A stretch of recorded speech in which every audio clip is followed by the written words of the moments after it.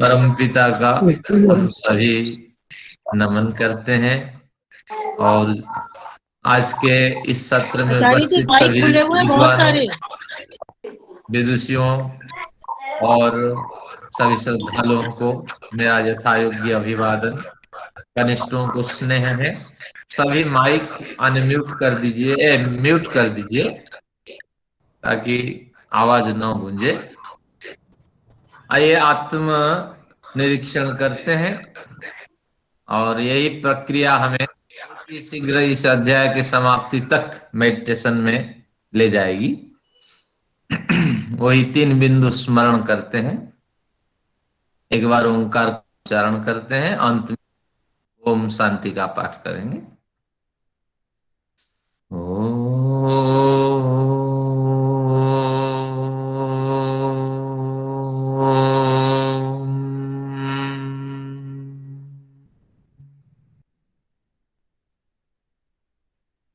असंगोऽयं पुरुषः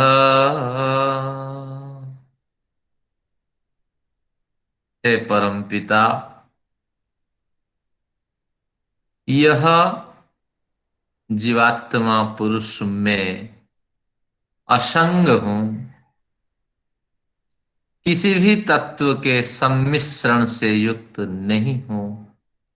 मैं एक अलग निराला व्यक्तित्व का धनी हूं। हे परमपिता, मैं नित्य हूं अर्थात अविनाशी हूं। मैं शुद्ध हूं अर्थात देहादि धर्मों से रहित अपरिणामी हूं।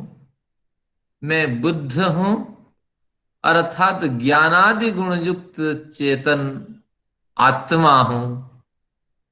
मैं मुक्त हूं अर्थात प्रकृति के 3 गुणों से रहित हूं।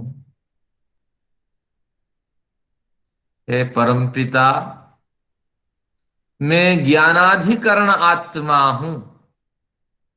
मेरा आश्रय ज्ञान है, वह मेरा स्वाभाविक गुण है, उसी अधिकरण में प्रतिष्ठित रहता हूं। मैं अपनी जो न्यूनता है, ज्ञानजन्य न्यूनता है, उसकी पूर्ति के लिए विविध दुखों की निवृत्ति और आनंद की प्राप्ति के लिए इच्छा शक्ति से युक्त होता हूं। मैं उन वस्तुओं के प्रति अपनी इच्छा व्यक्त करता हूं।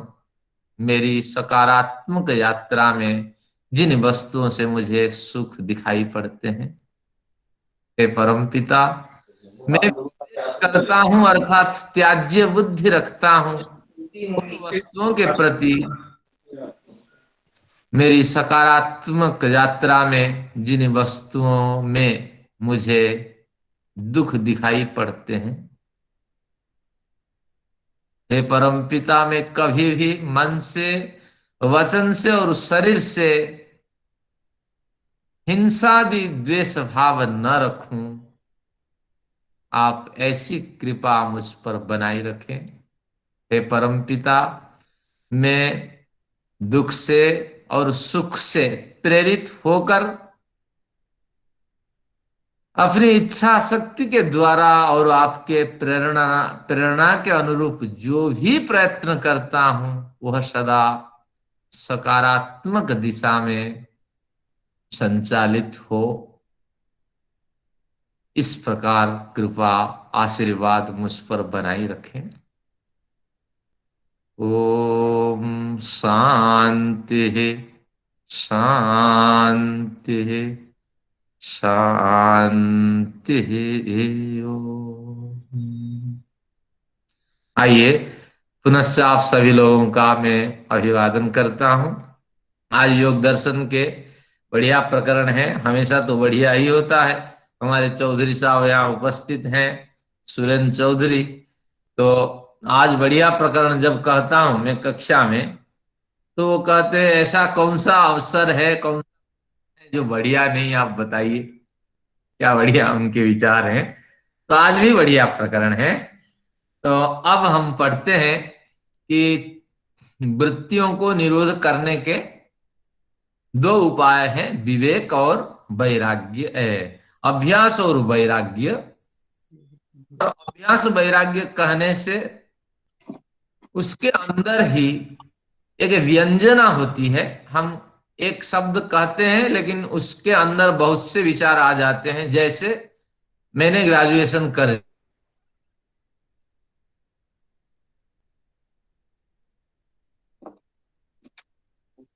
पढ़ी या नहीं, जो बेसिक चीजें हैं वो पढ़ करके आया हुआ होता है, तभी तो वो ग्रेजुएट अपने को कहता है।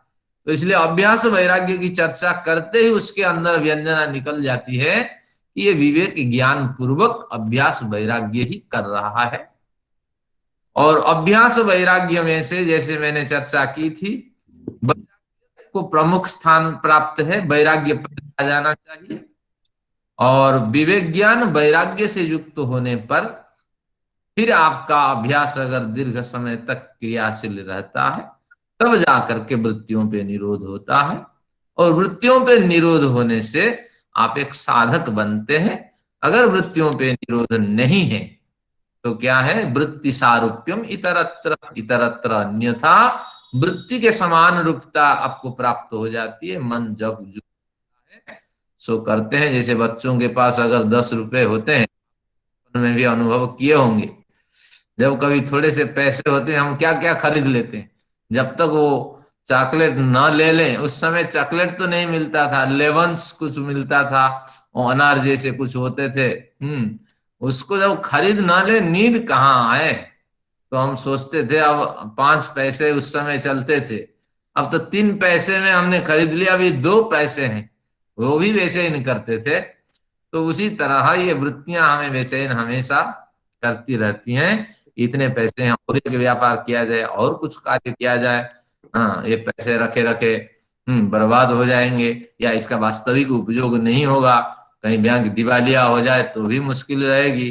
तो इस तरह ये विचार चलते रहेंगे। तो अब हम जिनके पास पेन है, तो ये कुछ जो आचार्य लोग होते हैं उनकी कुछ पंक्तियां होती है, इसको आप नोट करेंगे। क्योंकि जब दृढ़ भूमि हमने कहा तो निश्चित रूप से अभ्यास को नींव का स्थान दिया गया है। अब इसको जो बड़े बड़े विद्वान आचार्य होते हैं उनकी शब्दावली में जो लिखना चाहें लिख सकते हैं, या दोबारा सुन करके आप लिख लेंगे। मैं बोलता हूं, विवेक की रोड़ी और राड़ और ईंटों की चुनाई से अभ्यास की नींव तैयार होती है। हमें अभ्यास को मजबूत करना है तो विवेक ज्ञान चाहिए। तो विवेक की रोड़ी, राड़ और ईंटों की चुनाई से, रोड़ी राड़ और ईंट, ईंट सीमेंट जो भी आप कहें, तो ये विवेक की ये सारी होंगी और अभ्यास की नींव इससे तैयार हो जाएगी। अभ्यास की दृढ़ भूमि पर वैराग्य का राजमहल तैयार होता है। नींव मजबूत होगी तो राजमहल तो बनेगा। तो वैराग्य आसानी से सधता नहीं है। तो इसलिए अभ्यास की दृढ़ भूमि बन जाने के बाद फिर वैराग्य का राजमहल तैयार होता है। क्रम क्या है कि वैराग्य पहले होना चाहिए, अभ्यास बाद में होना चाहिए, लेकिन साधना के क्षेत्र आपस में जुड़े हुए होते हैं। किसी को हम आगे किसी को पीछे नहीं कर सकते, लेकिन अभ्यास एक मजबूत भूमि, दृढ़ भूमि कह करके शास्त्रकार ने जब संबोधन किया, तो थोड़ा थोड़ा विवेक ज्ञान का अभ्यास होना चाहिए। और फिर उस अभ्यास पर फिर वैराग्य टिकता हुआ चला जाता है। जब अभ्यास दीर्घ काल तक चलता है तो उसी में वैराग्य का राजमहल तैयार होता है। और इस वैराग्य के राजमहल में स्वयं ज्योति जीवात्मा, जीवात्मा किसी की ज्योति की प्रतीक्षा नहीं, वो अपने ही ज्योतिषमान है, उसकी ऊर्जाएं कभी खत्म नहीं होती हैं। और वेदांत में मिलेगी एक पंक्ति, नो देती नास्तमेत्येका संविदेशा स्वयं प्रभा, नो देती न उदेती। यह जीवात्मा की जो ज्योति है वो कभी उदय को प्राप्त नहीं करती, किसी से वो ज्योति उसको नहीं मिली है, वो अपनी ज्योति है। न अस्तमेति, वो ज्योति भी खत्म नहीं होती है जीवात्मा की जो ज्योति है। और संबित ऐसा स्वयं प्रभा, आवाज नहीं आ रही, कहिए। या उसकी अपनी ज्योति, और भी कोई ज्योति कहिए, ये आवाज स्वयं नहीं आ की रही, आवाज होती है, डिस्कनेक्ट हो उसको गया। मिली हुई होती है। मैं देखता हूँ मेरे ओर से आवाज ठीक है। आ रही है आचार्य जी, आ रही है, ऐसे ही डिस्टर्ब। हाँ तो आ हाँ नहीं आवाज। व्यक्तिगत उनके इंटरनेट की पास, हाँ समस्या हो उनके सकती पास नहीं आ रही होगी, वैसे आवाज आ रही है। है। हाँ जी। तो इस महल में स्वयं ज्योति जीवात्मा परमात्मा की रोशनी को जलाकर अपने अंदर बाहर सब ओर प्रकाशित होता है। यानी स्वयं ज्योति जीवात्मा भी परमात्मा की रोशनी की प्रतीक्षा करता है, क्योंकि उस रोशनी से वह संसार में विचरण करने में असमर्थ है, क्योंकि उसकी उसका जो अस्तित्व है वो लघुतम है, अणु परिमाण है। परमात्मा विभू परिमाण है, व्यापक है। जीवात्मा अणु परिमाण है। तो इसलिए ये अणु परिमाण जो न्यून शक्ति से युक्त है, वो हमेशा चाहता है कि मैं विशाल शक्ति से युक्त हो जाऊं। तो इस तरह कुछ संतों ने, संत विनोबा भावे की ये पढ़ेंगे, जिसे राजनेता कहते थे, वो बड़े संत रहे हैं। तो इनके ये बढ़िया विचार है, मैंने आपको ये विचार सुना दिए। तो हम ग्रंथ पे चलते हैं, फिर इसका आनंद लेते हैं। और आप हमेशा सन्नद्ध रहिए, क्योंकि जो महत्वपूर्ण बिंदु है तो उससे आपको लाभ मिलेंगे। तो अब हम क्या करते हैं, विषय को खोलते हैं। ये आत्मा की ज्योति, ये एक बार फिर बताइए जी। आत्मा की ज्योति है अपनी, और ईश्वर की हाँ ज्योति की अपेक्षा करता है। हाँ, आत्मा जो है वह स्वयं ज्योति है, लेकिन होने पर भी अणु परिमाणी है आत्मा। उसका जो परिमाण है अणु के बराबर है, लघु है। तो इसीलिए यह लघु जीवात्मा व्यापक होना चाहता है। उसके अंदर भी बड़ी संभावनाएं हैं, सारी संभावनाओं को व्यक्त नहीं कर पाता है। तो उन सभी संभावनाओं को व्यक्त कर वो अपने अस्तित्व, जो भी उसकी इकाई है, उससे जुड़ जाना चाहता है। तो इसीलिए वो फिर परमेश्वर से प्रार्थना करता है कि आपकी जो दिव्य प्रभा है, दिव्य ज्योति है, तो उससे मुझे युक्त कर ले। इस तरह इसका जीवात्मा और परमात्मा का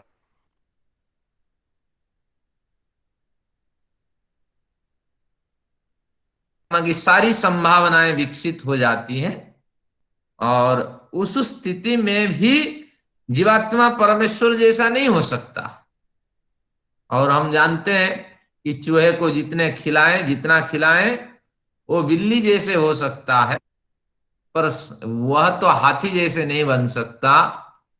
तो इसलिए जीवात्मा पूरी संभावनाओं को प्राप्त कर ले, विकसित कर ले, लेकिन है जो उसके सामर्थ्य, उतना ही तो विकसित हो पाएगा।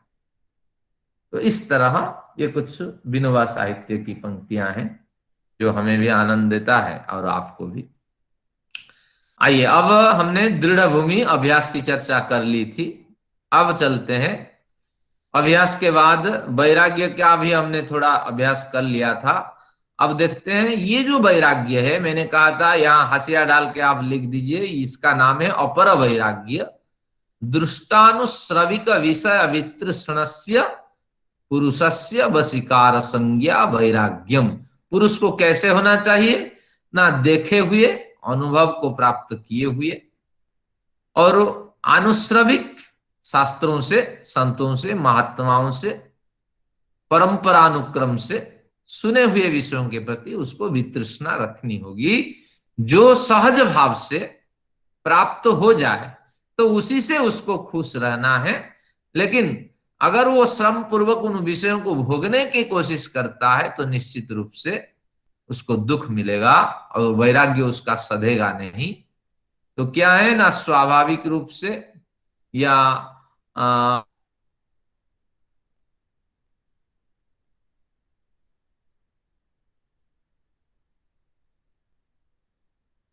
सहज भाव से है, और प्रारब्ध कर्म के अनुसार आपके पुरुषार्थ को लक्ष्य करके जो भी फल मिल जाए उसी से खुशी उसी से खुशी महसूस करना, उसी से आनंद महसूस करना, संतोष महसूस करना, यही वास्तविक वैराग्य है। प्रयत्न पूर्वक श्रम नहीं करना है। पति से पूछिए, घर का मुखिया है अगर कमाता है, आज क्या सब्जी बनानी है, आपकी इच्छा आप छोड़ दीजिए। और पति अगर कहे फलानी सब्जी बनाना, तो आप उसी में बनाइए। वहां विचार न रखिए मैंने तो करेला नहीं खाता हूं व खाती हूं, मैंने तो फलाने चीज हूँ, मैंने तो नहीं खाया, या मेरी रुचि नहीं है, मैं तो नहीं खाता हूं, ये भावना न रखें। बल्कि जो आदत है, एक शरीर की प्रकृति के अनुसार हम भोजन ग्रहण करते हैं, लेकिन एक दो बार वो प्रकृति के विपरीत भोजन करने से आप बीमार होंगे।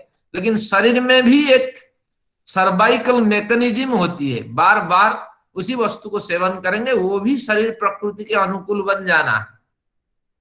जैसे बहुतों को इस समय दही खाने से स्वास्थ्य हानि होती है, बीमार पड़ते हैं।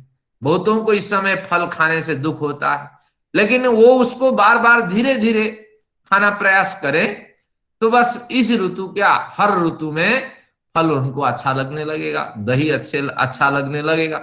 तो तात्पर्य ये हुआ कि धीरे धीरे आप आदत बनाइए, और इसी तरह आप स्वयं प्रयत्न न करें, दूसरों से क्या आज बनाया जाए, क्या आज भोजन किया जाए, और जो भी बने उसी में खुश रहे, तभी जा करके ये वैराग्य सधेगा। नहीं तो अपना विचार अगर चलेगा, मैं मालिक हूं, माँ मैं जानती हूँ, माँ मैं भोजन बनाने का अभिज्ञ हूं, तो मैं इस तरह ये करूं, किसी की बिना सलाह से करूं, इस तरह करेंगे तो आपका राग बना, जहां राग बना वहां क्या उत्पन्न होगा, द्वेष उत्पन्न होगा। तो राग कहते ही वैराग्य को समझ लीजिए, खोल देते हैं, बी जमा राग, ये पहले विराग शब्द बना, संस्कृत से विराग से वैराग्य बना। बी का मतलब विगत हो गया है, विगत हो गया है, चला गया है। राग जिसमें बा जिससे, जिस व्यक्ति से राग चला गया है, राग यानी आसक्ति, जिस व्यक्ति की आसक्ति खत्म हो गई है, वो वैरागी वैराग पुरुष है, वैरागी पुरुष है। तो अब आसक्ति कहते ही उसमें राग भी होता है, द्वेष भी होता है, क्योंकि सुखानुसई राग है। जिस वस्तु को हम बार बार ग्रहण करते हैं, जिस वस्तु का बार बार सेवन करते हैं, उस वस्तु के प्रति हमारी आसक्ति होती है। वो वस्तु हमें मिले, हमें अच्छी लगती है, वो कपड़े अच्छे लगते हैं, हाँ वो व्यक्ति जो प्रवचन देता है उसको सुनकर के अच्छा लगता है। तो इस तरह एक आसक्ति उत्पन्न होगी।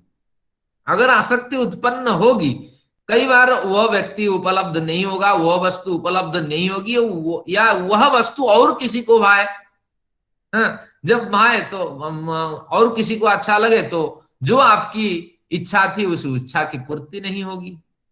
जब इच्छा की पूर्ति नहीं होगी, तो उस व्यक्ति के प्रति जिसने आपके वस्तु के प्रति अवरोध उत्पन्न किया, तो उस वस्तु के, उस व्यक्ति के प्रति द्वेष भाव उत्पन्न होगा। तो दुखानुसई सुखानुसई राग, जहां सुख मिलता है वहां राग है, और उस राग को जो हमें प्राप्त करने नहीं देता उसके प्रति द्वेष भाव उत्पन्न हो जाता है।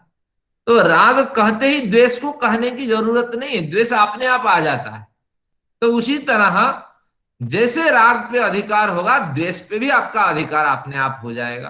तो इसलिए एक बढ़िया ये सिद्धांत आप अपना लीजिए, आज से जो समय तो गया गया, आप अपनी कोई चाहत न रखें, और जो अधिकार के क्षेत्र में है उनकी चाहत के हिसाब से चले। लेकिन जहां गलत हो रहा है, ये केवल भोजन की बात नहीं है, अर्थव्यवस्था हो, वहां उनको सलाह दीजिए। निश्चित रूप से व्यक्ति में परिवर्तन आता है, और उसको बोलिए कि मेरा अभिज्ञता है, अनुभव है, इसलिए मैं कह रहा हूं, ऐसे बिना मतलब का नहीं कह रहा हूं, तुझे आर्थिक हानि होगी, इस तरह इन्वेस्टमेंट न करें। निश्चित रूप से व्यक्ति में परिवर्तन होगा, लेकिन आप अपने तरफ से कोई प्रयत्न खास करके न करें, बल्कि सलाह दें। तो इस तरह ये हर क्षेत्र में आप लगा सकते हैं। तो देखे हुए, अनुभव को प्राप्त कर किए हुए, और आनुश्रविक सुने हुए वस्तुओं के प्रति, विषयों के प्रति आपकी वितृष्णा भाव आप उत्पन्न करें। तो इस तरह विषयों के प्रति आपका वशीकार उसको वश में करने के अधिकार आपको प्राप्त हो जाएगा, वही वशीकार संज्ञा वैराग्य कहलाता है। ये वैराग्य अपर वैराग्य है, यानी निचले स्तर का वैराग्य है। इस वैराग्य को थोड़ा खोलते हैं। कैसे खोलेंगे? तो इसको अब खोलते हैं इसको। कुछ आपके जो पूर्व पठित पाठ है उसका स्मरण कराता हूं, ताकि आपको वो विषय और थोड़ा ताजा हो जाए। ये जो अपर वैराग्य है ये भी महत्वपूर्ण वैराग्य है। इसको थोड़ा और खोलते हैं। देखिए, आपने सांख्य शास्त्र के चतुर्थ अध्याय के 5वां सूत्र पढ़ा था। क्या पढ़ा था? स्वेनवत सेनवत सुख दुखी त्याग वियोगाभ्याम। त्याग से और वियोग से आप परिचित हो जाइए, और सुख दुख को समझें और सेन के समान व्यवहार करें। त्याग से सुख होता है, नहीं, त्याग वियोगाभ्याम, हाँ, त्याग से सुख होता है, और दुख कहाँ होता है? वियोग हो जाने पर दुख होता है। इन दोनों बातों को समझे। क्या उसने कथा दी थी कि एक मांस पिंड लेकर के एक चिड़िया उड़ती हुई चली गई। जब चली गई उस समय भयंकर अकाल पड़ा था, किसी को एक मांस पिंड मिला तो उसके पीछे 5-7 चिड़िया और चलने लगी, और आसमान में इनके घमासान लड़ाई होती रही। अब आखिर में वो घायल हो गया, जिसके पास मांस पिंड था उसका शरीर छोटा था। जब वो घायल हो गया उसने सोचने लगा, वो पक्षी सोचने लगी कि अब अगर इस पिंड को न छोड़ूं तो मेरी जान भी जा सकती है, और इसका आनंद भी मैं नहीं ले सकता, क्योंकि निगलने के लिए भी हमें ऑक्सीजन चाहिए और बढ़िया माहौल चाहिए। तत्काल हम नहीं निगल सकते, क्योंकि हमारे वो भोजन और किसी नली में जा सकता है। तो इसीलिए उसने जैसे छोड़ दिया, अब उस पक्षी पे दूसरे पक्षी हमला नहीं किए। जब नहीं किए, देखिए, सुरक्षित हो गया वो पक्षी, वो पक्षी सुरक्षित हो गया, और उस मांस पिंड की ओर सब लपक गए। तब वो सिद्धांत, इस सिद्धांत हमारे सांख्य शास्त्रकार ने कहा कि इस सेन पक्षी से सुन लीजिए कि ऐसे विषयों को आप त्याग कर दीजिए, नहीं तो जान को खतरा है। त्याग करने से आपको सुख मिलेगा, और अगर नहीं छोड़ेंगे तो मृत्यु की आपकी प्राप्ति हो जाएगी। तो इसलिए त्याग और वियोग, ये दोनों को आप समझें। त्याग से सुखी है, और वियोग के दुख बार बार मनन करेंगे तो आप दुखी हो जाएंगे। तो इस तरह इस विषय से इस अपर वैराग्य को हम सिद्ध कर सकते हैं। जहां जान की नौबत आए तो वहां आपको क्या करना? वस्तुओं को छोड़ देना चाहिए, सांसारिक विषयों को छोड़ देना चाहिए, ये आपको मानना पड़ेगा। एक बढ़िया संत लोग क्या कहते हैं कि पुरुष, कम से कम जो पुरुष और महिला, इन दोनों में से पुरुष ज्यादा लोभी होता है, महिला तो कम लोभी है। एक बढ़िया विनोद के लिए संत लोग कहा करते हैं कि एक चोर आया और उसने कहा कि देखो, मैं आपकी बहुत सी संपत्ति जो है ना, वो मैंने कब्जा कर ली है। बहुत से जेवर मेरे पास हैं, बहुत से डॉक्यूमेंट्स आपके मैंने ले लिए हैं। आप समझो कि मैं चाहता हूं कि आप इस बात को न बताएं, और लेकिन मुझे भरोसा नहीं है, आप दोनों में से किसी एक को मैं मर्डर करना चाहता हूं। आप बोलो कौन तैयार है? तो पुरुष कहता है, देखो, इस महिला को पहले मार दो। क्यों मार दो? इसलिए मार दो, अरे साथ जन्म जन्म में ये मुझे मिलती रहेगी, बड़ी सेवा हमारी की है, कोई बात नहीं। अब मैं मर जाऊं, ये विधवा बन जाएगी और दुख के साथ जीवन जिएगी, इसलिए इस महिला को पहले मार दो। ये विनोद के लिए कहावत है।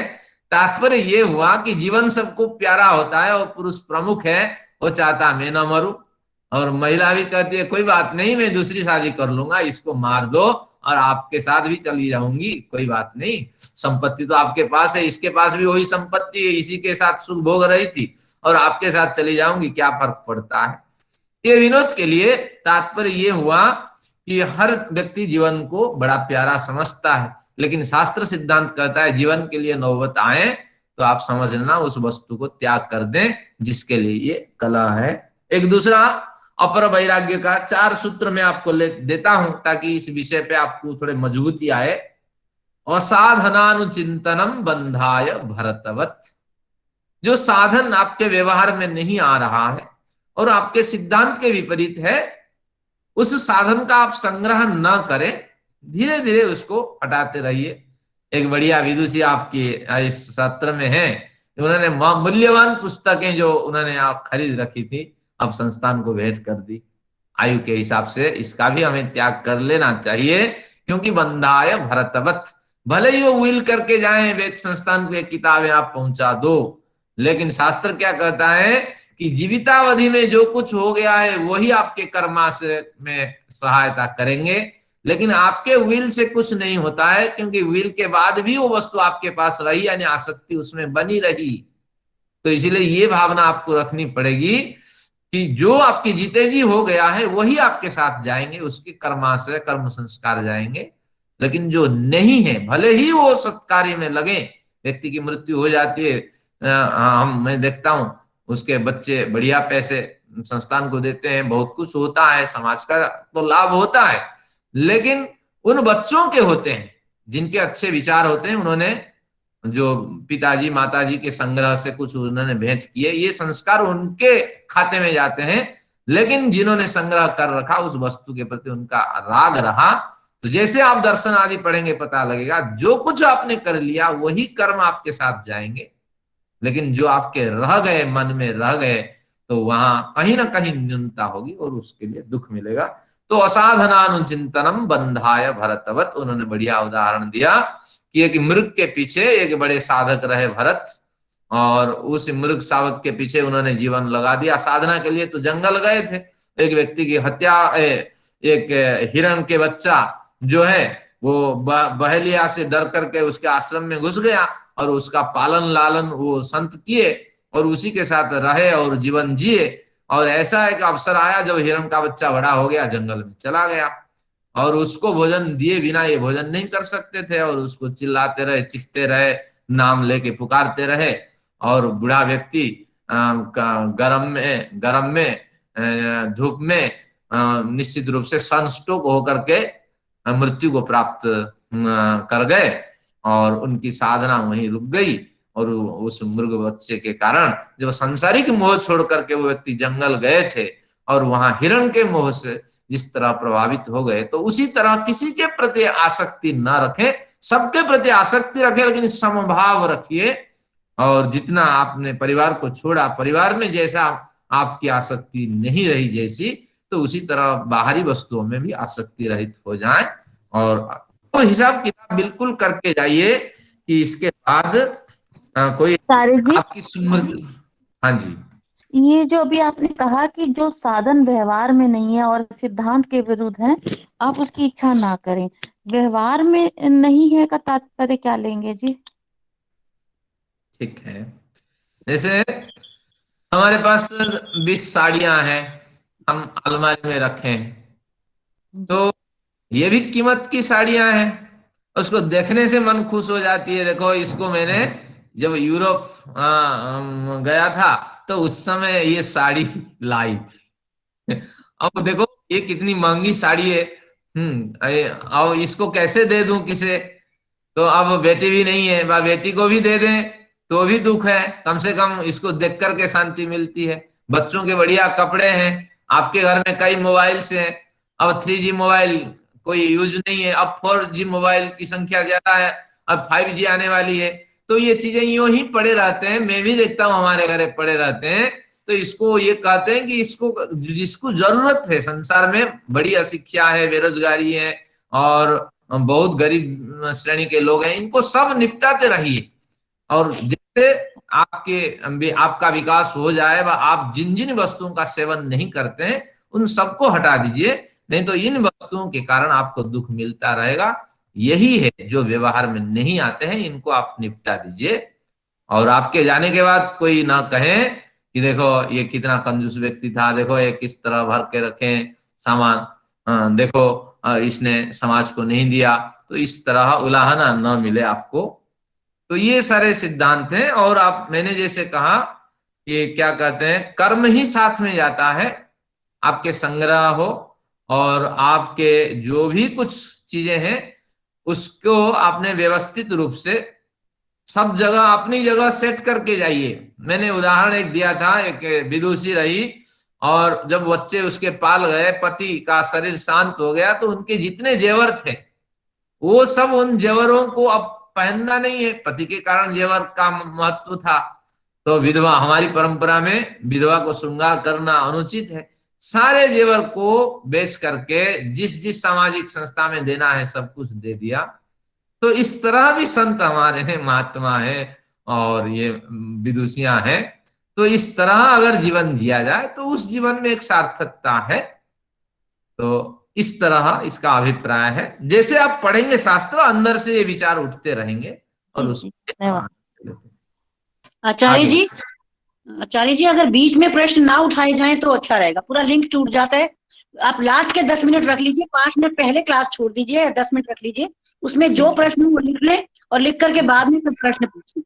सारा लिंक टूट जाता है, सारा वो जो आ रहा होता है ना उसका। तीसरा सूत्र लेते हैं अपर वैराग्य का। बहुभिर जोगे विरोध रागादिभि कुमारी संखवत। ये संख्या दर्शन में हमने पढ़े हैं, चतुर्थ अध्याय के ये 9वां सूत्र, 19वां सूत्र है, नहीं 9वां सूत्र है चतुर्थ अध्याय का, कि बहुभिर जोगे विरोध रागादिभि कुमारी संखवत। बहुतों के साथ आप रहिए, लेकिन उस समय किसी के गुण दोष से आप प्रभावित न हो, तभी जीवन जी पाएंगे। परिवार है, पति के भी कुछ अच्छे गुण हैं, कुछ बुरे गुण हैं। अच्छाई का ग्रहण करें, बुराई का त्याग कर दे। तो इसलिए कोशिश करें कि अनुकूल समय पे उनको समझाएं। अगर संभव नहीं है तो छोड़ दीजिए। पति के, बच्चे के, सबके साथ रहिए। किसी की बुराई के प्रति आप इतना द्वेष भाव न रखें जिसके कारण आप ही सबके विरोध हो जाएं। एक बढ़िया उदाहरण देते हैं। एक बेटी की शादी थी, वो बहुत बढ़िया सुंदर, कन्याएं तो आभूषण प्रिय होती हैं, बहुत बढ़िया जेवर उन्होंने पहन रखा था, क्योंकि अब देखने वाले आएंगे, एंगेजमेंट होगा, तो इसलिए बढ़िया सज धज के तैयार थी। लेकिन उस समय प्राचीन काल की बात है, और कुमारी संखादिवी, अब उसको धान पीस करके खीर बनानी थी, या उस समय गेहूं भी पीसा जाता था ओखली से। तो माँ ने कहा देखो इसको पीसो, क्योंकि इसके बिना हो नहीं सकता। और उस समय वो मशीनें नहीं थी हमारे जो आजकल मशीनें हैं। तो अब महिला एक कमरे में, वो लड़की जा करके उसको पीसने लगी। जब पीसने लगी, इसके सारे आभूषण हिलने लगे, खटखट की आवाज आने लगी। तो माता आकर बोलने लगी, देखो अगर इस तरह आवाज करेगी तो आपके जो देखने वाले आए हुए हैं तो वो कहेंगे अरे ये कितनी लापरवाही बेटी है, इससे क्या शादी कराएंगे, इनको पता ही नहीं मेहमान का सम्मान कैसे किया जाता है। जोर जोर से आवाज कर रही है, फलाना कर रही है। तो फिर उन्होंने धीरे धीरे एक एक को करके उतारना शुरू किया।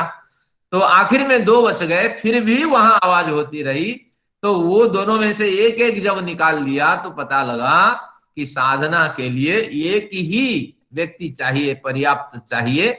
लेकिन जब हम परिवार में रहते हैं तो वो माहौल नहीं मिल पाता है। अगर सबके साथ रहते हैं तो हमें अपनी जो आसक्ति है उसको त्याग करना चाहिए, सभी की जो आसक्ति है उसको ग्रहण करना चाहिए।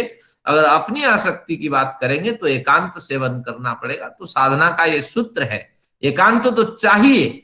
आप संघ में रह करके एकांत की कामना करिए। जहां जहां से आपका द्वेष है उनसे दूर होते जाइए, लेकिन किसी को पता न लगे कि इनके प्रति आपके द्वेष भावना है, साधना में आपके विचार में इनके प्रति विरोध है। ये भावना न रखें, समभाव रखते हुए सबके साथ व्यवहार करें, लेकिन अपने लिए कुछ एकांत समय निकाले।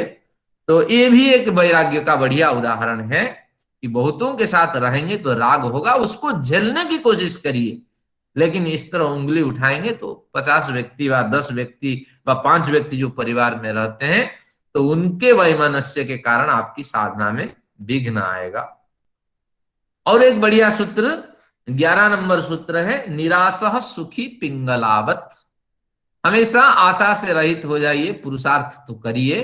और जो पुरुषार्थ किया हुआ होता है फल तो सहज भाव से और प्रारब्ध के अनुसार फल मिलता है, तो उसी से खुश रहिए।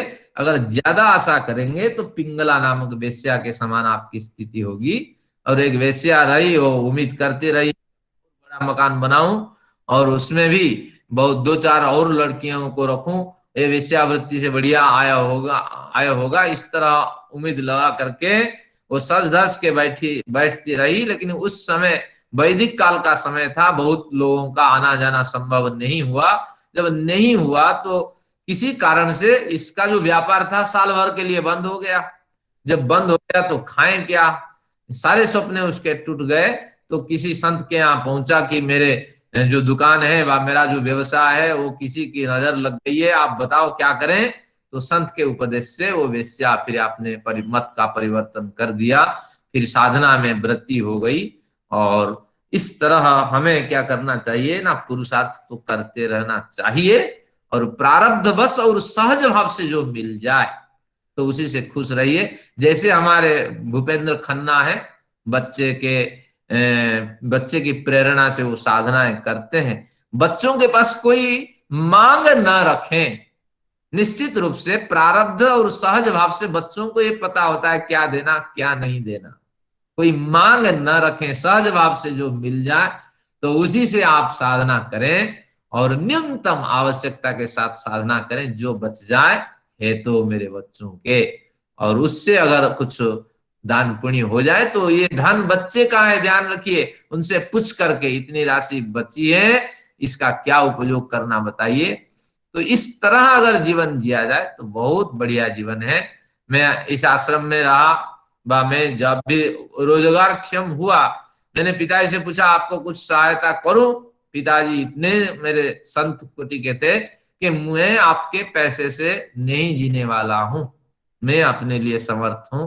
तो ऐसा ही विरले बाप माँ बाप मिलेंगे। तो उन्होंने मेरे से कुछ भी नहीं लिया, बल्कि जब मैं वापस आता था घर से तो मुझे कुछ पैसे वो दे करके भेजते थे। बोले अरे माँ बाप है, जानते हैं, तो आप भले ही कमाओ, आपके लिए कमाओ, हमारे लिए थोड़ी कमाना है, हम तो जाने वाले हैं। तो इस तरह बहुत से उदाहरण आप ले सकते हैं। अगर आपको ज्यादा अध्ययन करना है, सांख्य के 4th अध्याय पढ़ लीजिए, वैराग्य के, अपर वैराग्य के बड़े लक्षण मिलेंगे। आते हैं पर वैराग्य की ओर। ये एक महत्वपूर्ण वैराग्य है जो आज चर्चा का विषय है, जो महत्वपूर्ण विषय है। धीमी धीमी चलेंगे, उस विषय को थोड़ा समझ करके चलेंगे। तो अब देखते हैं, अपर वैराग्य खत्म हुए, अब पर वैराग्य की ओर हम चलते हैं। पर वैराग्य में हमें क्या मिलेगा, देखिए मैं ग्रंथ निकालता हूं। अब आते हैं, ये आपका अपर वैराग्य, निचले स्तर का वैराग्य। जिस वैराग्य के लिए हमें श्रम करना है इसको समझते हैं। तत्परम पुरुष ख्यातिर गुण वैतृष्ण्यम, तत्परम, वह पर है, पर यानी पर वैराग्य है। वैराग्य नपुंसक लिंग है तो परम भी नपुंसक लिंग का प्रयोग है। तत्परम वैराग्यम, वह पर वैराग्य। जब पर कह दिया तो इससे फिर हम लक्षणा उत्पन्न कर दिए। एक कुछ वृत्तियां होती है, लक्षणा वृत्ति, तो उस लक्षणा वृत्ति के बल पर जो पहले वैराग्य की परिभाषा थी उसका नाम हमने अपर वैराग्य रख दिया। तो अपर वैराग्य के बाद अब पर वैराग्य क्या है? वह पर वैराग्य है जिस समय पुरुष ख्यातिर गुण वैतृष्ण्यम, पुरुष ख्याति के कारण से, यहाँ ख्याति पंचमी से, पंचमी से होता है ना अलग होने में, तो पुरुष ख्याति से, पुरुष ख्याति होने के कारण गुणों के प्रति वितृष्णा भाव उत्पन्न जब हो जाए, पुरुष ख्याति प्राप्त हो जाने से गुणों के प्रति, अब कौन से गुण हमारे बचे हैं? जब वैराग्य हो जाता है तो तमस गुण तो पहले हट चुका होता है, रजोगुण भी हटने लगता है, अब एक गुण बचा रहता है सत्व गुण।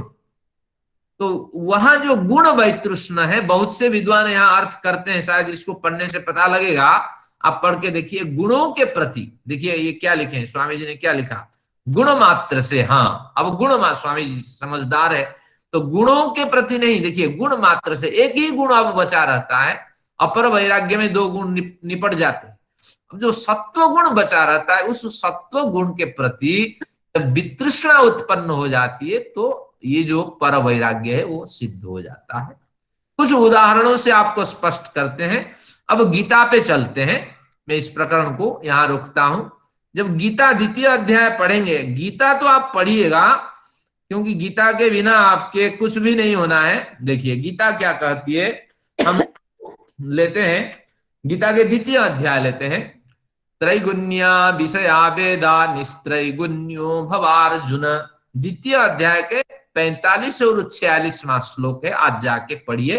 टीका तो इस तरह नहीं मिलेगी जिस तरह मैं आपको समझाता हूं, देखिए, लेकिन पढ़ लीजिए कुछ जो भी पुस्तक आपके पास है। त्रैगुणिया विषया वेदा। वेद पुस्तक के प्रति कितनी श्रद्धा है, मथा में लगाते हैं, पढ़ते हैं, बढ़िया टीका हम संग्रह करते हैं। लेकिन एक समय ऐसे आता है वह वेद भी हमें खुशी नहीं देता। अभी सांख्य शास्त्र कितनी रुचि के साथ हमारे आशा माता जी खरीद लिए, तो मुझे सूचना मिलती रही, देखिए मैंने पुस्तक ऑर्डर कर दिया, ऑर्डर पुस्तक कर दी, देखिए मैंने पुस्तक प्राप्त कर ली, देखिए मैं पढ़ रही हूँ, तो मुझे बड़ी खुशी होती है। लेकिन पुस्तक प्राप्त हो जाने के बाद, पढ़ लेने के बाद, अब उस पुस्तक की कोई औचित्य नहीं रहता हमारे सामने, तो हमें लगता है ये हमें भारी लग रहा है, क्योंकि अब पुस्तक का जो रहस्य हमने सार ग्रहण कर लिया। लेकिन पुस्तक जब तक हमारे पास होती है, उसके प्रति हमारी आसक्ति बनी रहती है, सत्वगुण बना रहता है, हम वेद को पढ़ना चाहते हैं, देखना चाहते हैं। लेकिन आगे कहता है त्रैगुण्या विषया वेदा, अगर उस वेद के सिद्धांत के हिसाब से आप चलेंगे, निरंतर उस वेद का पाठ करेंगे, वेद के प्रवचन करते रहेंगे, तो क्या होगा कि साधना में आपका कहीं ना कहीं विघ्न होगा। सार ले लीजिए और साधना में चले जाइए, लेकिन जितना आप संग्रह बढ़ाते जाएंगे, सत्व गुण की वृद्धि होगी, और वृद्धि हो जाने से आपको परवैराग्य सधेगा नहीं। तो इसलिए ये अर्जुन कहते हैं, कृष्ण कहते हैं अर्जुन को, घुमा दीजिए पलड़ा घुमा दीजिए। व्यास कहते हैं हम लोगों को, व्यास का कैरेक्टर है कृष्ण और अर्जुन। कृष्ण कुछ नहीं कह रहा है, अर्जुन कुछ नहीं सुन रहा है, कह रहे हैं व्यास उसके कैरेक्टर है अर्जुन, या उसके कैरेक्टर हम सब है। हमें क्या कहते हैं, त्रैगुण्या विषया वेदा, तुम सत्वगुण से बंधोगे या तीनों गुणों से बंध जाओगे। जैसे पंडित लोग हैं, जिंदगी भर हम क्या करते हैं, हवन करते हैं, पूजन करते हैं, क्या क्या नहीं करते हैं, कहाँ किसके श्राद्ध, कहाँ किसके जनेऊ, कहाँ किसके मुंडन, सब काम में लगे रहते हैं, साधना में जीरो। ध्यान रखना, क्योंकि वेद के हम उपासक हैं, बड़े सात्विक परिवेश में रहते हैं, सात्विक चर्चा करते हैं, साधना में जीरो। सत्व गुण हमें छोड़ता ही नहीं है, भले ही हम जितना तामस रजस से चले जाएं। इसको बारीकी से समझिए, व्यास कितनी बढ़िया बात कहते हैं, वेदों की उपासना करते रहिए, लेकिन गुणातीत नहीं होंगे, गुणों से बंधे रहेंगे। इसलिए निस्त्रैगुण्यो भवार्जुनो, कोशिश करो कि जो समझ लिए उसको जीवन में अपनाओ और गुण रहित हो जाओ। अगर पंडित सोचे देखे बच्चे छोटे छोटे हैं, इनकी जिम्मेदारी मेरे पर है, तो इसलिए इसको निपटा के जाऊंगा, तो अगर वैराग्य हो जाए, तो इस तरह वैराग्य को अगर वो टालता है, तो कहीं ना कहीं गलतियां हैं और गुणों से वो बंधा हुआ है। हर व्यक्ति अपने कर्म लेके आता है, व्यवस्थाएं उस हिसाब से हो जाती है, और वैराग्य का इतना बड़ा झोंक, इतना बड़ा दबाव आता है, वो सोचता नहीं आगे क्या स्थिति होगी, कैसी स्थिति में मैं गुजरूंगा, तो फिर वो घर छोड़ के निकल जाता है। तो ये पर वैराग्य जिसको सध जाता है, और बोलने वाला वक्ता भी पर वैराग्य से युक्त नहीं है, और ज्यादा से ज्यादा सत्व गुण से या त्रिगुण से वो तो बंधा ही है। तो इसलिए कहता है कि इन वेदादि शास्त्रों में लगे रहने पर भी सत्व गुण बना रहेगा, तो पर वैराग्य नहीं सधेगा। तो फिर उदाहरण देते हैं व्यास आगे 46 में, द्वितीय अध्याय के 46वें श्लोक में क्या कहते हैं, यावानर्थ उदपाने सर्वतः संप्लुतोदके। उदप, उदप का मतलब कुआं, उद जल को कहते हैं, उसकी रक्षा करने वाला, जैसे कुआं होता है। सर्वतः संप्लुतोदके, जब बाढ़ आती है तो चारों ओर पानी से लबालब हो जाता है, और बाढ़ के कारण कुआं में भी वही पानी मिलता है जो बाहर जमीन, जो बाहर मैदान पे जो पानी, क्योंकि कुआं के ऊपर भी पानी का लेवल बहने लगता है। तो उस समय पानी का जैसे भेद नहीं कर सकते कि कौन सा पानी पीऊं, कौन सा पानी न पीऊं, जिस तरह भेद नहीं कर पाते हैं, तो समझ लेना तावान सर्वेषु वेदेषु ब्रह्मणस्य विजानत, ब्रह्म ज्ञान की ओर जाने वाले व्यक्ति की आसक्ति सभी वेदादि शास्त्रों से आर्ष साहित्यों में ही उतनी रुचि बनी रहती है, क्योंकि वेदादि आर्ष साहित्य से वो ऊपर उठ चुका होता है। तो इसलिए इस साहित्य के प्रति उसकी आसक्ति नहीं होती है, लेकिन साहित्यों के सार से वो तैयार होता है। सारे शास्त्रों को पढ़ लीजिए, 5-7 सूत्रों को पकड़ लीजिए और उसका अभ्यास करते रहिए। सारे सांख्य शास्त्र से मैंने आपके लिए 3 सूत्र निकाले, असंगोयम पुरुषः, नित्य शुद्ध बुद्ध मुक्त आत्मा, और इच्छा द्वेष प्रयत्न सुख दुख ज्ञानानि लिंगानि। तो उसी तरह वो सार ग्रहण कर लेता है, लेकिन जब तक इनके प्रति आपकी आसक्ति बनी रहती है, सत्व गुण बना रहता है, तो ये गीता का बढ़िया संदर्भ है।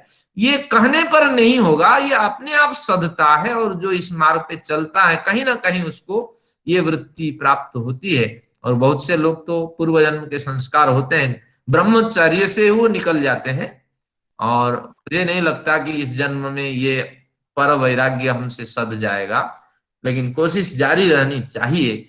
और जिस तरह व्यक्ति मनन करता है, चिंतन करता है, तो उसी का प्रभाव अंदर पड़ता है। तो इस शास्त्र को 5-7 बार पढ़ने और पढ़ाने पर निश्चित रूप से विचार में परिवर्तन होगा, यह उम्मीद करते हैं। आइए शास्त्रों को और एक बार समझते हैं, जो पर वैराग्य हमने कहा।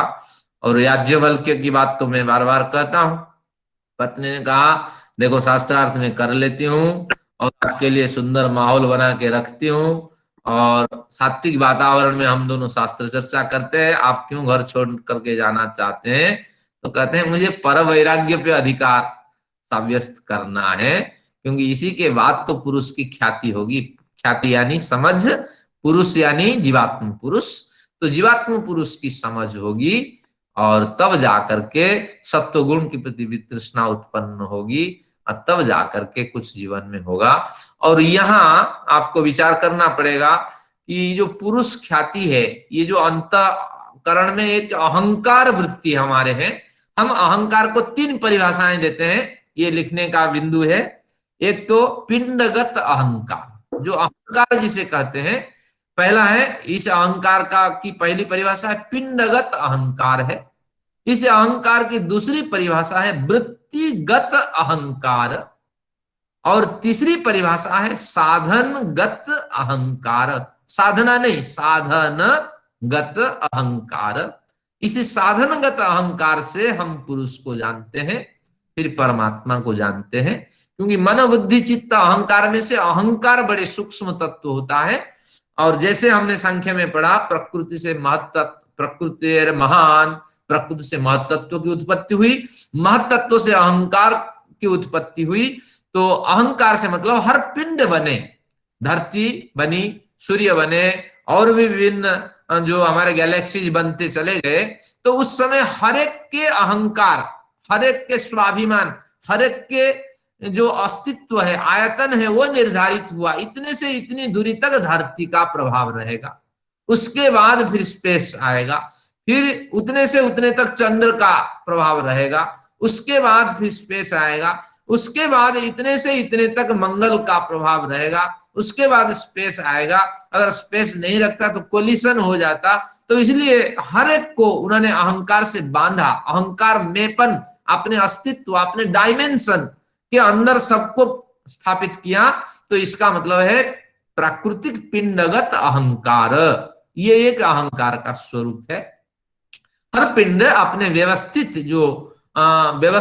जो मर्यादा है, तो उससे बंधने जब लगा तो वह हुआ प्राकृतिक तत्वगत पिंडगत अहंकार। अब देखते हैं वृत्तिगत अहंकार, जो हमारे अंदर में वृत्तियां उठती आ रहे, मैं तो पुरुष हूं, मुझे ऐसे व्यवहार करना चाहिए, मैं तो महिला हूं, समाज में मेरी अप्रतिष्ठा है, मैं जोर से हंस नहीं सकती, हाँ, मैं जोर से बोल नहीं सकती, जोर से चल नहीं सकती। अभी मैंने उदाहरण दिया कि अगर पिसती है महिला, तो उस समय की परंपरा के हिसाब से तू जोर जोर से पिसेगी, तुम्हारे देखने चाहने वाले जो आए हुए हैं वो क्या सोचेंगे, ये लड़की इतनी उदंड है। ये महिलाओं को हमने इस तरह बड़े पुरुषवादी सोच से दबा के रखा है, तो हमारे शास्त्र से भी उसकी कहीं ना कहीं बदबू उठती रहती है। तो अब समझ लेना चाहिए कि मैं पुरुष हूं, मैं डॉक्टर हूं, मैं समझदार हूं, हाँ, मैंने इतना पढ़ा है, हाँ, मैं प्रिंसिपल रह चुकी हूँ, मैं प्रोफेसर हूँ। ये जो सारी वृत्तियां हैं, ये वृत्तिगत अहंकार, अंदर ही ये वृत्तियां उठती है और संप्रेषित होकर के अहंकार से पुष्ट होकर लौटती है और पूरे अंतःकरण को जकड़ लेती है। ये जो परंपरा, ये जो विचार जकड़ लेता है, तो निश्चित रूप से मैं अनुभवी हूं, तो ये वृत्तिगत अहंकार है। लेकिन हमें इससे कुछ नहीं, पुरुष ख्याति प्राप्त करने के लिए हमें क्या चाहिए? साधनगत अहंकार चाहिए। यही अहंकार एक साधन बन जाएगा, एक मिरर बन जाएगा, और इसी साधन से हम जीवात्मा को देख पाएंगे। यही अहंकार जब हमें कहेगा कि मैं शुद्ध हूँ, अविनाशी हूँ, मैं बुद्ध हूँ, यानी ज्ञानादि गुण युक्त हूँ।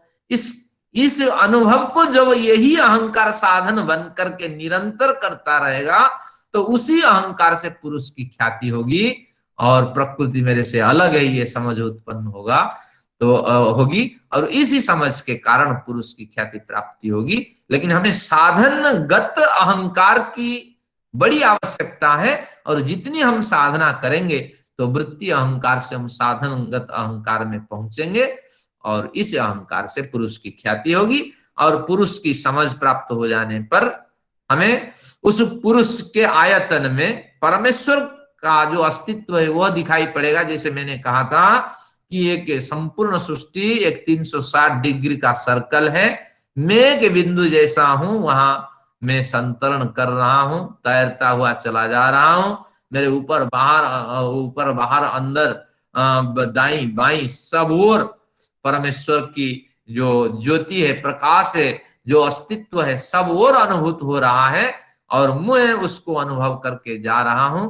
यानी मैं इस विशाल ब्रह्मांड में परमेश्वर के अनुभव से अपने को खो रहा हूं, फिर भी मेरा एक छोटा सा अस्तित्व बना हुआ है। उस अस्तित्व के बारे में मैं केवल परिचित हूं। मैं अपने जो अहंकार, साधनगत अहंकार से अनुभव कर रहा हूं कि अब परमेश्वर की कुछ ना कुछ अनुभूति मुझे हो रही है। तो यही है पुरुष ख्यातेर गुण वैतृष्ण। इस तरह जब अनुभव होगा शास्त्रों का अध्ययन करते करते तो सत्वगुण के प्रति वितृष्णा आएगी, और ये वितृष्णा आ जाने पर फिर हमारे जीवन में परिवर्तन होगा। ये शास्त्रीय सिद्धांत जैसे लगते हैं, लेकिन बहुतों के जीवन में घटित होते हैं। बड़े साधु संत महात्मा आज होते हैं समाज में, और मैंने तो जिन व्यक्तियों से मिला सब में यही भावना मैंने देखी है। तो मुझे कहीं साधु संत महात्मा से धोखा नहीं मिला है, तो ये मेरा सौभाग्य रहा। तो मैं तो उन सभी संत महात्मा जो मेरे से प्रभावित रहे, जिनसे मैं आश्रित रहा, तो उनका मैं अभिवादन करता हूं। आगे देखते हैं। तो अब आते हैं, सत्वगुण को भी छोड़ना पड़ेगा, तो अब फिर करना क्या है? जो हाथ में है वो भी गया। तो अब कहते हैं इसके बाद जब आपको वैराग्य सिद्ध हो जाएगा, आपका पर वैराग्य पर अधिकार हो जाएगा, तब आपको एक समाधि लगेगी। उस समाधि का नाम देखिए क्या लिखा है, संप्रज्ञात। संप्रज्ञात समाधि लगेगी। संप्रज्ञात का अर्थ है, जिनके पास पेन है लिख सकते हैं, सम्यक प्रज्ञायते ध्येयः। सम्यक प्रज्ञायते ध्येयः, हमारा ध्येय कौन है? परमपिता। तो सम्यक प्रज्ञायते ध्येयः परमात्मा इति। हाँ, सम्यक प्रज्ञायते ध्येयः परमात्मा अनेन विधिना। सम्यक प्रज्ञायते ध्येयः बराबर दे के परमात्मा ही हमारा ध्येय है, ये लिख दीजिए। सम्यक प्रज्ञायते ध्येयः बराबर परमात्मा अनेन विधिना। ये एक विधि है, एक साधन का प्रकार है। तो इस विधि के द्वारा हमें परमात्मा रूपी जो ध्येय है उसके बारे में सम्यक ज्ञान हो जाता है। अब हमें कोई ज्ञान की आवश्यकता नहीं रहती है। तो निश्चित रूप से ये 4 चरणों से ये हमारी समाधि लगती है, लेकिन आसान नहीं है। ध्यान रखना, पर वैराग्य सिद्ध होने पर ये समाधि लगती है। तो इसको 4 टुकड़ों में तोड़ते हैं, वितर्क, विचार, आनंद और अस्मिता। तो रूप यानी इन 4 रूपों से अनुगमात, अनुगम होने के कारण, अनुगम यानी अनुभव होने के कारण संप्रज्ञात। संप्रज्ञात समाधि 4 रूप से अनुभव में आती है, ये इनका कहना है। और 4 रूप कौन है? वितर्क रूप, विचार रूप, आनंद रूप, अस्मिता रूप। इसके नीचे सब एक एक छोटे छोटे एरो लगा कर लिख दीजिए। क्या लिखना है? वितर्क में कि स्थूल प्रकृति का ज्ञान होता है। आगे ये पढ़ेंगे, ये व्यास भाष्य आप पढ़ लीजिए। व्यास भाष्य की ये वृत्तियां होती है, इनको पढ़ करके मैं आपको क्या ना विवृत करना नहीं चाहता, क्योंकि यही जो लिखा है ये पंक्तियों में यही लिखा है। जहां विशेष होगा मैं बताऊंगा, कुछ इसमें अभी विशेष नहीं आया है। तो वितर्क यहाँ एरो लगा करके यहाँ एरो खींच लीजिए, इधर इस साइड पे, तो फ्रंट में वितर्क का मतलब स्थूल प्रकृति का ज्ञान होता है, अध्ययन आदि करते हैं तो उससे स्थूल प्रकृति के बारे में समझ जाते हैं। विचार से सूक्ष्म प्रकृति का ज्ञान होता है, सांख्य शास्त्र में हम पढ़ रखे हैं, जो कैसे प्रकृति, प्रकृति से महतत्व, महतत्व से अहंकार, अहंकार से षोडश इंद्रिय, फिर कैसे तन्मात्रा, तन्मात्रा से फिर पांच भूतों का निर्माण।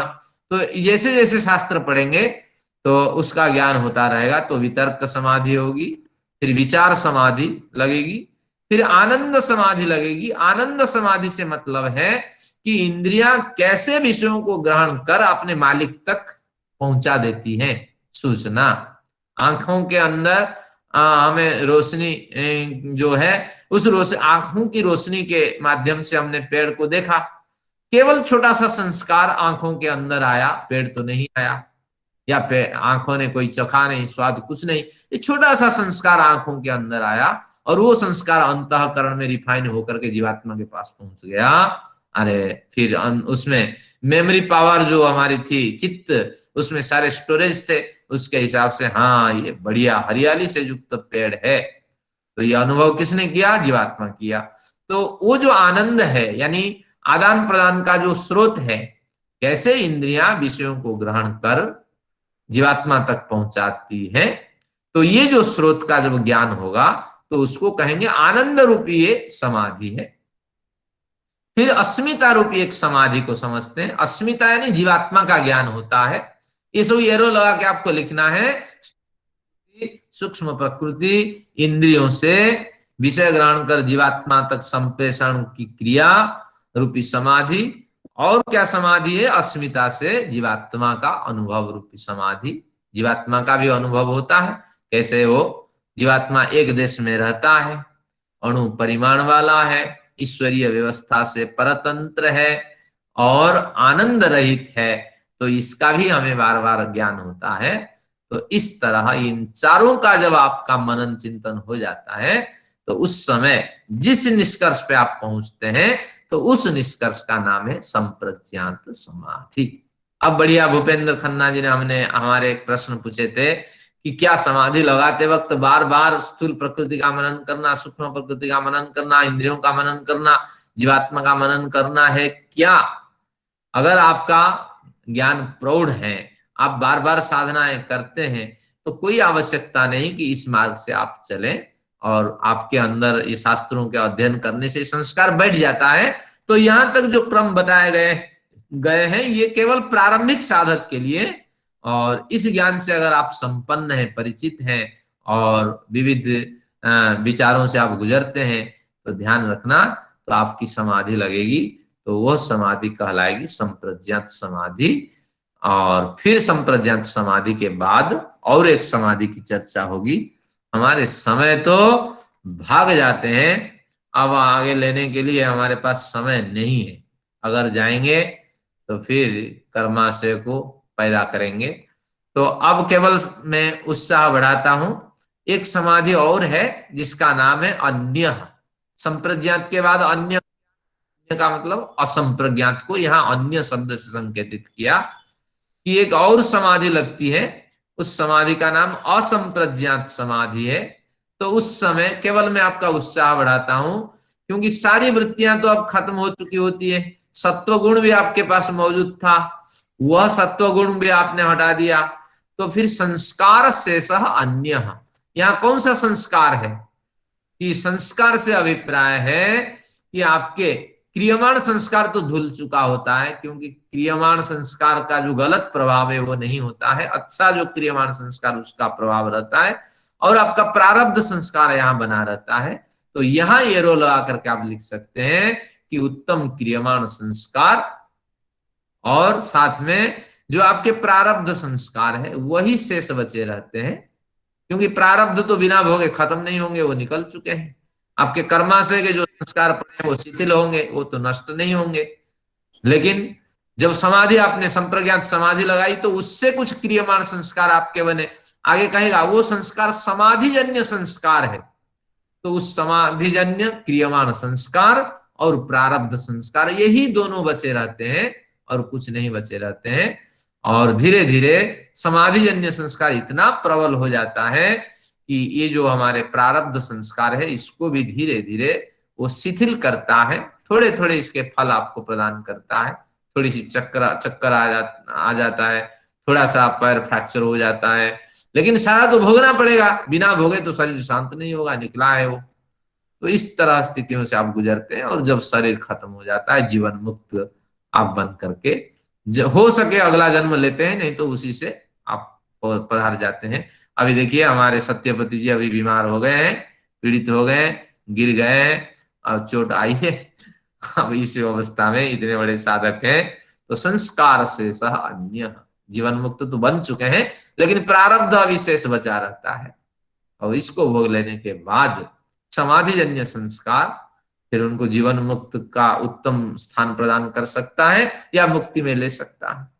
तो इस तरह फिर इसको पढ़ेंगे कि क्या विराम प्रत्याभ्यास पूर्व, आगे अनुमति नहीं है। अब यही सत्र समाप्त करते हैं। कोई नहीं, हम धीरे धीरे चलते हैं, समझ के चलते हैं, और आप लोग जागरूक हैं, श्रोता हैं, साधक हैं। ये विषय तो निगलने के लिए नहीं है, ये एग्जाम तो देना नहीं है, इसलिए इसको इस तरह अभी चलने देते हैं। फिर आचार्य जी, ये शब्द ज्ञान होने और साक्षात्कार होने में क्या अंतर है? जो हमारे को समाधि में शब्द ज्ञान तो हो गया, लेकिन जब कहते हैं कि साक्षात्कार होना, उसमें और इसमें कितना अंतर है? बढ़िया प्रश्न है। जिनको जाना है, समय हो चुका है, आप जा सकते हैं, मैं 5-10 मिनट बैठूंगा। ज्ञान 3 प्रकार के होते हैं। तो पहला ज्ञान है शब्द ज्ञान, हाँ, एक संशय ज्ञान और एक तत्व ज्ञान। ये 3 प्रकार के ज्ञान होते हैं। संशय भी एक ज्ञान है, किसी निर्णय पे नहीं पहुंच पाते हैं। शब्द ज्ञान अभी हम पढ़ते हैं, मैं पढ़ाता हूं, आप सुनते हैं, और फिर आप अपने घर में जाके सो जाते हैं, मैं भी सो जाता हूँ, हाँ हो गया, मन खुश हो गई, मन खुश हो गया। आचरण में तो कोई उतारता ही नहीं है। तो जब तक ये वृत्ति आप में और हम में चलती रहती है, तो ये सारा ज्ञान हमारा शब्द ज्ञान बन के रहता है। फिर जब इस ज्ञान के हिसाब से बहुत दिन तक इसमें अगर लगे रहते हैं, तो कुछ ना कुछ संस्कार अंदर पड़ता है। जैसे समाधि लगाने पे समाधि संस्कार होता है। अगर 50 साल 60 साल व्यक्ति पढ़ाता है, जरूर ग्रंथ लिखता है। आप देखिए जितने तुलसी बैठी हुई है, इसके संस्कार बार बार जिस विषय को पढ़ाएगा तो उसपे तो कुछ ना कुछ लिखेगा। तो बार बार अगर सुनते हैं, पढ़ते हैं, पढ़ाते हैं, तो संस्कार बैठता है, आचरण में धीरे धीरे उतरता है। तो वह जो प्रौढ़ हो जाता है, तो फिर जीवात्मा का साक्षात्कार होता है, और जीवात्मा रूपी आयतन में फिर परमेश्वर का साक्षात्कार। तो बड़ा बड़ा अंतर है। अब हम तो बिल्कुल मजेदार में बैठे हुए हैं, अभी तो कुछ कान में जा रहा है। मैं समझता हूँ 10 बार इसको पढ़ा लूं, 3-4 बार हो चुके, 4 बार चल रहे हैं योग दर्शन, तो इसके बड़े संस्कार निश्चित रूप से मेरे पे भी पड़ेंगे इस तरह। और आज इस बार तो संस्कार आप मेडिटेशन का प्राप्त कर लेंगे। धन्यवाद। आचार्य जी, क्या ऐसा कोई व्यक्ति आपको मिला है जो ये कहे कि हाँ मेरा जीवात्मा और परमात्मा का साक्षात्कार हो गया? नहीं, ऐसा कहने वाला निश्चित रूप से वो केनोपनिषद नहीं पढ़ा है ना। केनोपनिषद में कहता है, क्या कहता है कि जो कहता है कि मैंने देख लिया, नहीं पता, जो कहता है पता है उसे नहीं। तो क्योंकि कहीं ना कहीं कमी महसूस होती है, तो इसलिए साधक को शब्दावली प्रयोग करने में नाप तोल करके शब्दावली प्रयोग करना चाहिए। तो इसलिए केनोपनिषद भी आपको पढ़ लेना चाहिए कि हमारी स्थिति बहुत नीचे है। इस तरह अनुभव करेंगे तो कुछ अंदर जाएगा, नहीं तो कुछ अनुभव हुआ है उसी सीधी में आप घूमते रहे। एक बात और बताइए, आदि और व्याधि में क्या अंतर है? आदि और व्याधि। तो आदि जो मानसिक विकृतियां होती है, मानसिक विचार होते हैं, मानसिक तनाव होता है, उसका नाम आदि है। आदि यानी पूरी तरह शरीर पे जो अधिकार जमा लेता है वो आदि है। आधीयते, आ यानी पूरी तरह, धीयते धारण कर लेता है, धीयते धारियते, वो आदि भयंकर बीमारी है। और व्याधि क्या है? शरीर के किसी अंग पे चोट लगना, इंद्रियों पे चोट लगना।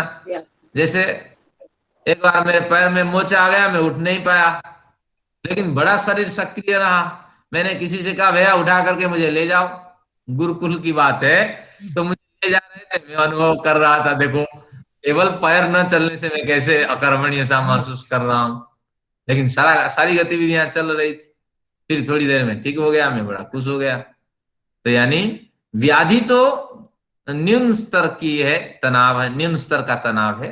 आधि भयंकर तनाव है, मस्तिष्क में विकृति आ गई, अब शरीर नाश करने के लिए हम तैयार होंगे, तभी तो फांसी लगा लेते हैं। अब इस जीवन में कुछ नहीं है, सम्मान नहीं मिला है, चलो जो दवाई है उसको पी लेते, मर जाते हैं। तो ये है। धन्यवाद। धन्यवाद, थैंक यू। हाँ, आज के संदर्भ में कुछ और प्रश्न आ रहे थे लोगों से, देख लीजिए और सोच लीजिए। हमारे चौधरी साहब ने, सुरेंद्र चौधरी जी ने कुछ प्रश्न पूछे थे, तो आचार्य मैं जी, उनको प्रश्नों के उत्तर तैयार नहीं कर पाया हूँ। हाँ जी, बताइए अनीता जी। आपने 3 अहंकार बताए, थोड़ा सा उस अहंकार के विषय में बताएंगे, थोड़ा हम समझ सकते हैं। ठीक है, तो पहले भौतिक पिंडगत अहंकार, भौतिक पिंडगत अहंकार या पिंडगत अहंकार शॉर्ट फॉर्म में कह देते हैं। जब सृष्टि बनी उस समय पहले मूल प्रकृति रही, मूल प्रकृति से महतत्व बना, महतत्व से अहंकार बना। ये अहंकार क्या है ना? जागतिक अहंकार है। हर पिंड को जब उसकी जो इकाई है वो मिलने लगी कि पृथ्वी का डायमेंशन इतने तक रहेगा, इसके बाद फिर चंद्र का अस्तित्व रहेगा, इसके बाद मंगल का रहेगा, सबके अस्तित्व निर्धारित हो गए। तो उसी स्थिति को, जैसे अहंकार हो जाने से मैं पुरुष हूं कहते ही महिला से मैं अपने को पृथक कर लेता हूं, मैं डॉक्टर कहते ही आयुर्वेद के जो वैद्य है उससे मैं अपने को कर लेता हूँ, सीनियरिटी मानता हूँ, अरे ये क्या जानते हैं कितना हमने मेहनत की है। तो इसी तरह हर पिंड अलग अलग हो गए हैं, तो उसको कहते हैं जागतिक पिंडगत या भौतिक पिंडगत अहंकार। एक वृत्तिगत अहंकार, मन में विचार उठते हैं हमारे ज्ञान के अनुरूप और हमारे प्रतिष्ठा के अनुरूप, हमारे शारीरिक संरचना के अनुरूप। मैं तो पुरुष हूं, मैं महिला हूं, मैं संस्कृत का विद्वान हूं, मैं वकील हूं, मैं ज्ञानी हूं, गुणी हूं, जो भी आता है उसको कहते हैं वृत्तिगत अहंकार या वृत्तिनिष्ठ अहंकार है। तो उससे हम अपने का कुछ न कुछ अस्तित्व प्राप्त करते हैं, जिसके कारण से सामाजिक व्यवहार होता है। लेकिन एक अहंकार महत्वपूर्ण जिसमें पुरुष ख्याति की प्राप्ति होती है, तो उस अहंकार का मतलब है साधनगत व साधन जन्य अहंकार। यानी हमारा अहंकार एक साधन बनता है और उस अहंकार रूपी मिरर से हम जीवात्मा को टटोलते हैं कि मैं शुद्ध हूं, यानी शुद्ध से अभिप्राय अवस्था आदि देह धर्मों से रहित हूं। अवस्था बदल जाती है लेकिन मेरे में कोई परिवर्तन नहीं होता है। मैं बुद्ध हूं यानी ज्ञानादि गुण युक्त हूं, मैं नित्य हूं यानी न मरने वाली इस तरह आत्मा हूं। तो इस तरह का अनुभव होता है। फिर आप आगे अनुभव होता है मैं तो आनंद रहित हूं, मैं तो अणु परिमाण वाला हूं। तो इस तरह धीरे धीरे ये ज्ञान जब होता है, यही अंतकरण ही हमें वृत्तिगत अंतकरण ही बदल करके साधनगत अहंकार में जब बदल जाता है, वृत्तिगत अहंकार साधनगत अहंकार में बदल जाता है, तो जीवात्मा का साक्षात्कार करते हैं। और फिर ये अहंकार दब जाता है, जीवात्मा साधन बन जाता है, फिर हम परमेश्वर का साक्षात्कार करते हैं। बहुत से लोग कहते हैं इसी अंतकरण से हम ईश्वर का साक्षात्कार करते हैं, लेकिन वेद के प्रमाण आपको मिलेंगे। वो कहता है आत्मना आत्मानं अभिसम विवेश, आत्मना स्वयं के द्वारा ही उस परमात्मा का साक्षात्कार तुम कर सकते हो। ये भौतिक अंतःकरण परमात्मा के साक्षात्कार में सहायक सिद्ध नहीं होंगे। तो जीवात्मा तक हम इस अंतःकरण के माध्यम से चलते हैं, यही अंतःकरण जीवात्मामय हो जाता है और उसी जीवात्मामय अंतःकरण रूपी साधन से परमेश्वर का हम देखते हैं। ये अंतःकरण नष्ट नहीं होता है, जल नहीं जाता है, कहीं कुछ नहीं होता है, केवल बदलता रहता है। गलत अंतःकरण हमारा अच्छा बन जाता है, अच्छे से अहंकार निष्ठ हो जाता है, अहंकार निष्ठ से जीवात्मा निष्ठ हो जाता है। तो इसलिए अहंकार बहुत बड़ी शक्ति है हमारे अंदर, जिसके कारण हम समझते हैं। आपने बहुत से विषय सुना, प्रश्न उठ रहा है, इसी अहंकार के कारण प्रश्न उठ रहा है कि ये विषय अहंकार को स्पष्ट नहीं हुआ, तो एक बार और स्पष्ट करें। तो यही बहुत सुंदर, बहुत सुंदर। तो अब तात्पर्य ये साक्षात्कार कब हो जाता है? जब ईश्वर से साक्षात्कार होता है, जीव स्वयं अनुभव। हाँ, लेकिन प्रयत्न करने वाले भी आगे बढ़ जाते हैं। जैसे मैं पढ़ा रहा हूं, आप सोचते होंगे मुझे जल्दी अनुभव होगा, ये बात नहीं है। ये साधना पे निर्भर करता है। सुनने वाला भी अगर साधना करता है, उसको भी जल्दी अनुभव हो जाता है। तो ये कर्म, पिछले जन्म के कर्म और आपकी साधना, इन दोनों में बड़ा भेद है। तो जितनी जिसकी साधना है, सफलताएं उसको। जो पहले चले जाए मुक्ति लोग, तो मुझे याद करना। आचार्य जी, आगे मुझे तो चलेंगे, लेकिन बात ये है, उस समय तो कोई पहचानेगा नहीं किसी को। आचार्य जी, हाँ जी, जैसे हम अपना ये अंदर से मन निर्मल करते जाते हैं, अपना सब कुछ छोड़ते जाते हैं, राग द्वेष, तो उसमें भी तो एक आनंद की अनुभूति होती है। वो आनंद नहीं, छोड़ अभी आगे आएगा, संतोषात अनुत्तमम सुखम। बस संतोष, ये संतोष संसार में सबसे बड़ी उपलब्धि है। हाँ, इसकी तो आसपास धीरे धीरे जब हम कुछ छोड़ते हैं और लगता है क्या ये, मतलब इसको लेके हम पकड़ के बैठे हुए थे इतने टाइम से, तो उसको छोड़ दिया तो अंदर से एक आनंद और एक अच्छा, मतलब अच्छा लगता, अच्छी फीलिंग आती है। बिल्कुल, ये साधना की सीढ़ी है। तो इस तरह दूसरों को आपकी कमाई से, आपके मेहनत के धन से दूसरों को खुशी है जब आप देखते हैं, वो भी एक अलग संतोष है, अलग प्रसन्नता है। आपने किसी नहीं, में कर दिया। नहीं, अपने अपने अंदर जो हमारे दोष हैं, जब उन दोषों को हम दूर करते हैं और दूर करके मन को निर्मल करते हैं, तब भी तो आनंद की प्राप्ति, मतलब एक अलग ही अनुभूति होती है। हाँ, मुझे यही है। आनंद तो नहीं कहेंगे, लेकिन सम्मान से कहते हैं। आनंद तो परमेश्वर निष्ठ है, लेकिन किसी को सम्मान देना होता है तो उसी शब्द से प्रयोग करते हैं। जैसे मैंने कहा, उपनिषद और गीता के श्लोकों को हम मंत्र कह देते हैं सम्मान के अभिप्राय से, हमें अनुभूति होती है, लेकिन वो आनंद नहीं, प्रसन्नता है, संतोष है, सुख है। ठीक, ठीक है, आनंद धन्यवाद।